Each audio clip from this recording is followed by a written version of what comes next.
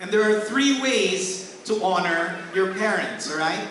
To honor them is number one, give thanks. Say give thanks. Number two is give respect. Say give respect. And number three is to give service. Say give service. Number one, give thanks. A lot of times we focus too much on the things that our parents did not do. My dad was not a good provider. My mom, I give thanks, but she's always on my case, always nagging me. I'm so old already, she's still nagging me. And sometimes she says words that are so painful. Oh, my dad, he had many addictions. Or he left us. Or he did whatever. And sometimes when I say, give thanks for your parents, you say, what? What will I be thankful for? Because we're so caught up in the negative. But then, read this verse with me together from Sirach. All together, ready, go. With all your heart, honor your father, and do not forget the birth pangs of your mother. Remember that through your parents you were born. What can you give back that equals their gift to you? Were any of you placed on this earth without parents? Raise your hand. No, right? All of you came here through your parents. The Bible is saying, yes, your parents were imperfect, but hey, the fact that they carried you for 9 months, not just your mom, but your dad had to sacrifice also. I know because I just, my wife gave birth a year ago. There's a lot of sacrifice to that. They raised you, put you to school, provided for you. Maybe they did things that hurt you, but if you think really hard enough, there are things that they did that you should be grateful for. Maybe your dad wasn't a great provider, but maybe he was present to you and always there for you, yes? Maybe your mom was hurtful in terms of her words, but maybe she sacrificed late nights teaching you or also working to provide. Is this making sense? I remember my grandmother, she lived with us from the day I was born until the day she died. One house. My grandmother was Spanish, very old-fashioned, and very candid. She would, the way she used her mouth, very, very painful. That's why we grew up with no maids, with no helpers, because none of them would last. All the time, all right? And when we were young, we resented my grandmother. She was like, looked at her a lot of times as an evil person, But when I grew older, and there were years in my life I didn't have a job, I became her nurse in her old age. Literally, I would bring her to the bathroom, I'd have to clean up after her sometimes because we didn't have helpers. And during that time that I really spent time with her and got to know her, I discovered that deep down in her heart, hey, she loved us. And she was just trying to love us the best way she could. When we were babies, she took care of us. Everything she set aside was for us. She always wanted us to make sure we had the best in life. That was her way of loving us, but we didn't understand. So on her deathbed, before she died, my mom told me and my siblings, go to Lola and whisper in her ear 2 things. Number 1, say sorry for the times that you hurt her. But number 2, tell her you forgive her for the times that she hurt you. And so I went to my Lola and I said, Lola, I'm sorry. Forgive me for the times that I hurt you. And when I was about to say, and Lola, I forgive you, I stopped. And I realized, wait a minute. She was only loving me the way she wanted to, the best way she thought she could. And so instead of saying, I forgive you, I said, Lola, thank you. Thank you for being there for us since we were born. Thank you for loving us the best way that you knew how. I love you. Our parents love us. Sometimes we don't understand. Sometimes it doesn't get to us the way we think. They make us eat spinach or gulay or whatever, and it's like, yeah, I don't want, but you don't get it. You should be grateful for them because they do everything out of love. Amen? Can we do that? 10 seconds. Close your eyes.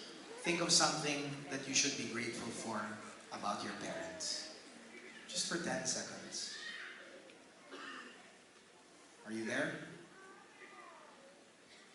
Everybody say, Lord, thank you for my mom still got a clap offering for our parents. The second thing you want to do is give respect. Say, give respect.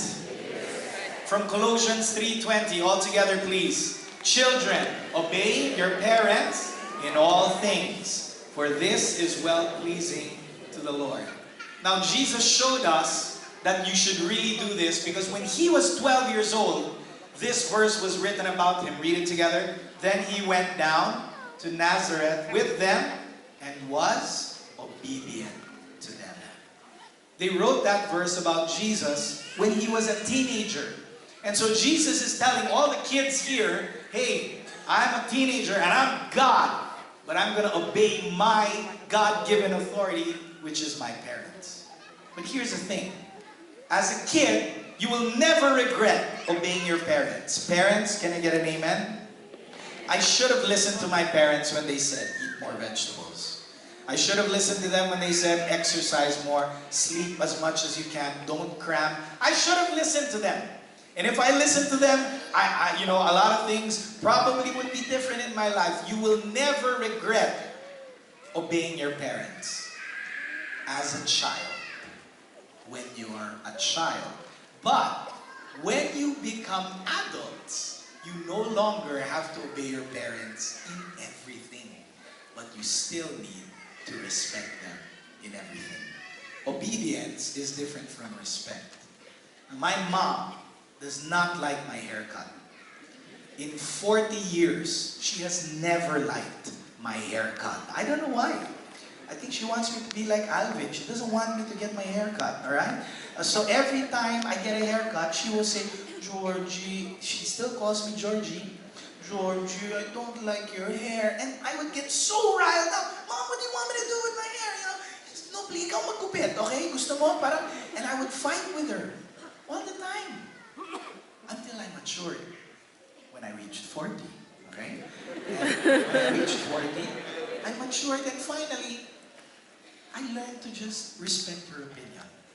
I won't obey her because I'm a grown man. I'm gonna get my haircut where I want to get my haircut, alright? But whenever she says, George, I don't like your haircut. Okay, Mom, I like it there. Thank you. I like it, you know, I won't disrespect her. I don't have to obey her and go to where she wants me to get a haircut. But I'll still respect her because she's my mom. Tell someone beside you, respect your parents. And the last is give service. Everybody say give service. We give thanks, we give respect, and we give service. Mother Teresa said, all together read it, not all of us can do great things, but we can do small things with great love. Maybe you can't build your parents a house, but you can do little things for them. Maybe you can't do great things for your leaders, but you can do small things for them. I want to talk about one of my leaders. His name is Randy Borromeo. He's my boss in Shepherd's Voice Radio and TV, and there he is. He's also one of my best friends. But he's my boss, all right? And we both work full-time for Brother Pope. And one day, one day my car was leaking gas in my house. We had all left, and only the helper was there, and she noticed the gas was leaking. So she called me up and said, Sir George, all right, the gas is leaking, what do we do? So I go, okay, Randy lives near my house. So I called Randy, I have a problem, can you go to my house, favor, and please check the gas, and if you need to, siphon it out of the car. You know how to siphon? You put a hose inside the gas tank, then a pail, you put the hose there. All you need to do is, you sip one quick breath, and the air pressure will bring all the gas out, right? So okay, Randy knows how to do that. 30 minutes later, I call him, Randy, how's it? Andiyan pa yung bahay ko, hindi pa sumabog, And Randy's like, oh, okay na, George. Pero, sumapala ng lasa ng gasolina, no? Ininom mo! Pero hindi naman niya ininom. Pero nakasip siya ng konti. My friend Randy, I talk about him and I say, Randy is the kind of friend who will suck gas for you, alright? But because of what he did, I want to serve him. He's my leader. I see the way he serves Brother Bo. When Brother Bo has a request, there's nothing Randy will not do for his leaders. And because of that, and he showed me that as a friend, there's nothing I won't do for him. Not just as a friend, but because he's my leader.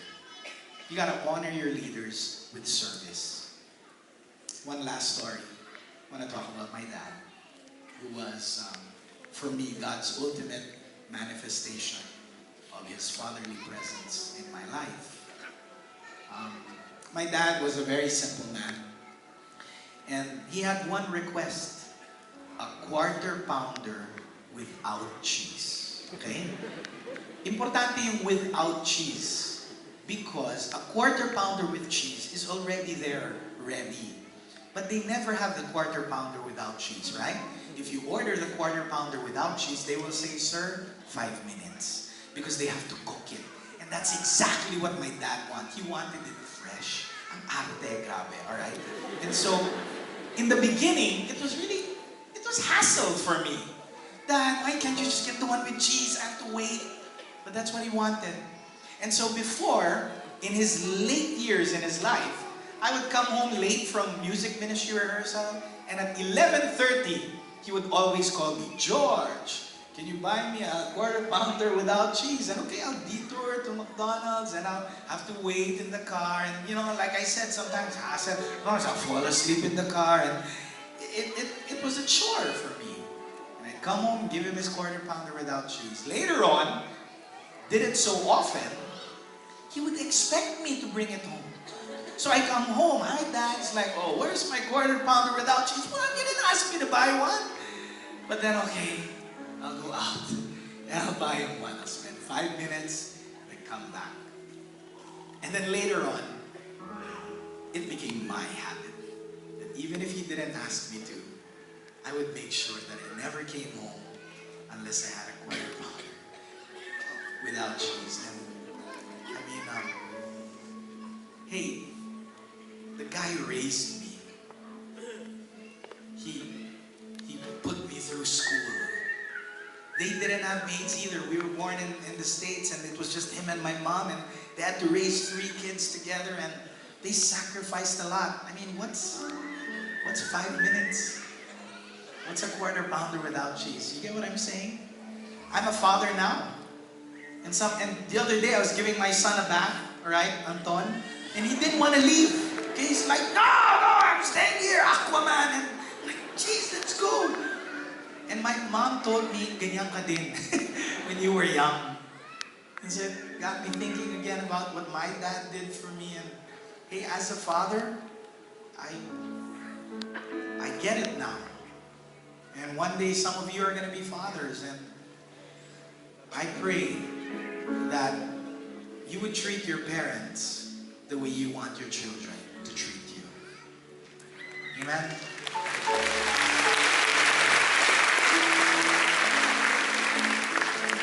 It's all right.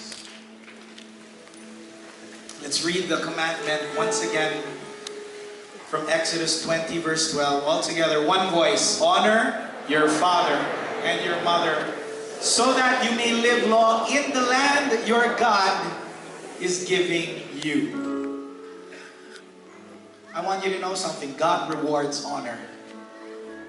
He does. Because when you honor God-given authority, you honor God, you place yourself in the pipeline of blessing. And you open yourself to God's work in your life. Why? Because you are doing what you are simply supposed to do.